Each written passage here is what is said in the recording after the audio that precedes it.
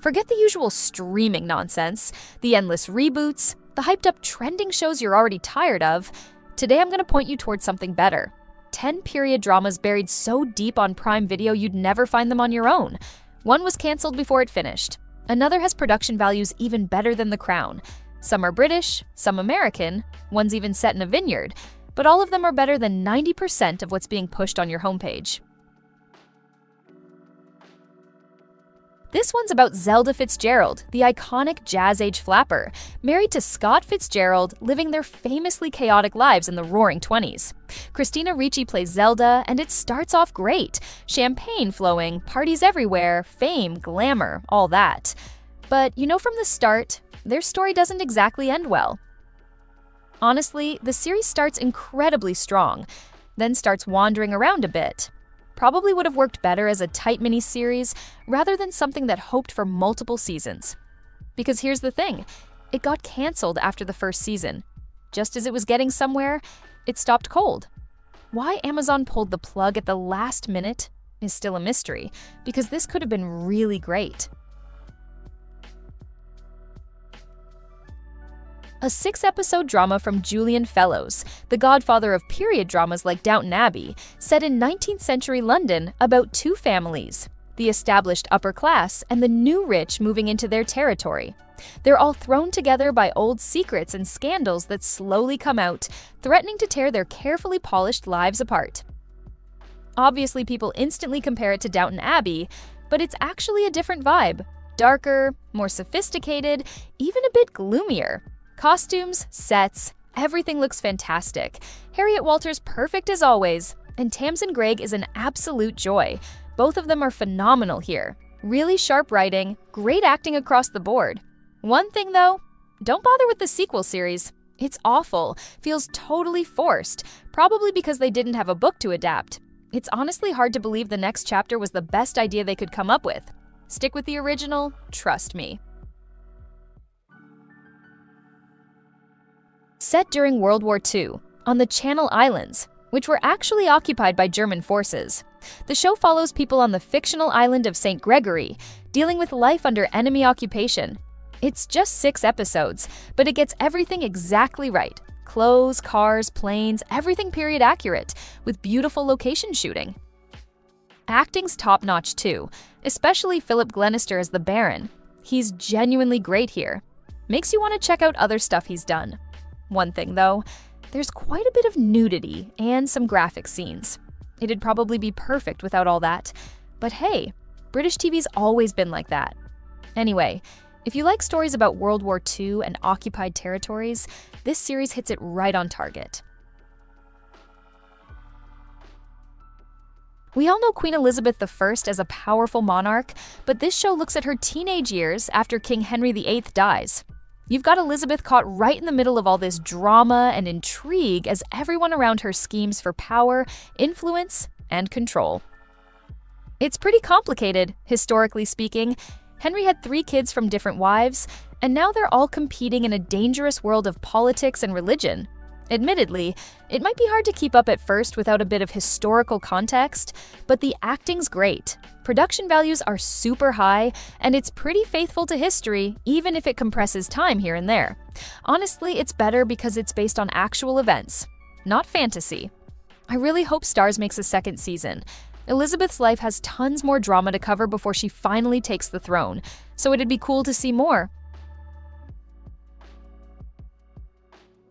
This one's just pure fun. A British show based on the classic book The Darling Buds of May, set in rural Kent in the 1950s, about the charming, slightly shady Larkin family. Basically just their daily adventures, schemes, and mishaps set against an idyllic countryside. The original TV adaptation, with David Jason, was a huge hit back in the day, so I was a little worried this new version wouldn't measure up. But it totally does. Actually, it's different enough to stand on its own. It's not trying to just copy the old one. The new cast is great, the stories are funny, sweet, charming all around. Annoyingly, you see some people complaining it's woke or whatever because there's diverse casting. Honestly, ignore them. The show's just a good, warm-hearted comedy, not a documentary. Fun cast, funny scripts, just all-around great entertainment. Don't overthink it. Just watch and enjoy. So, this miniseries is all about the American Revolution.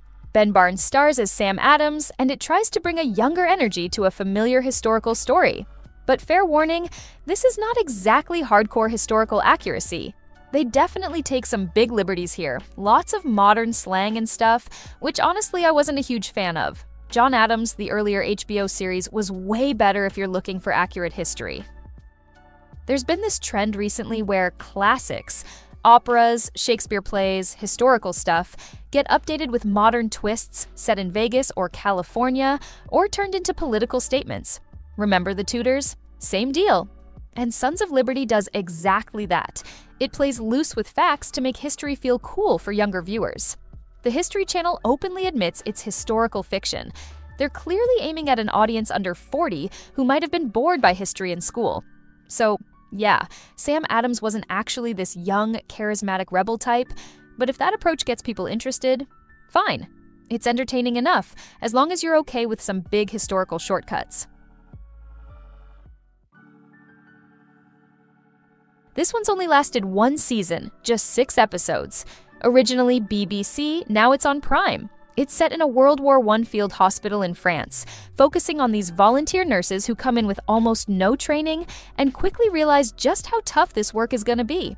It's not an action-packed war show, more about relationships, daily struggles, tensions, backbiting, and small victories. The production's great, the props, the uniforms, everything looks brand new at first, as it should since the war just started.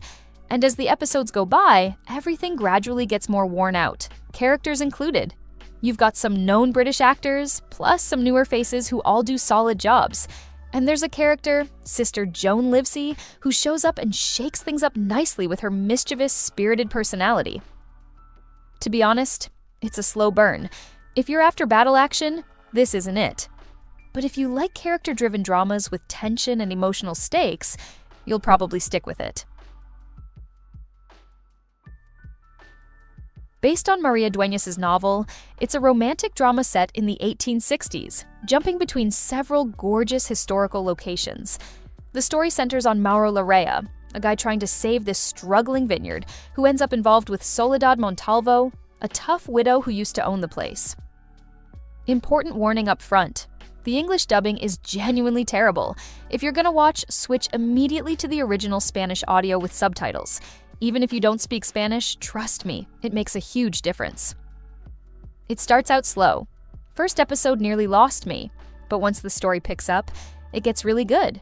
Beautiful locations, great costumes, solid acting.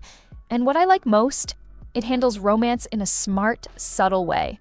No big cheesy speeches, just believable gestures, quiet moments, little touches, real chemistry that feels natural and mature. Honestly, this is exactly how book adaptations should be. True to the source, beautifully made, very bingeable once you get into it. Set in late 1930s Los Angeles, this is based on a true story. But it's pretty wild.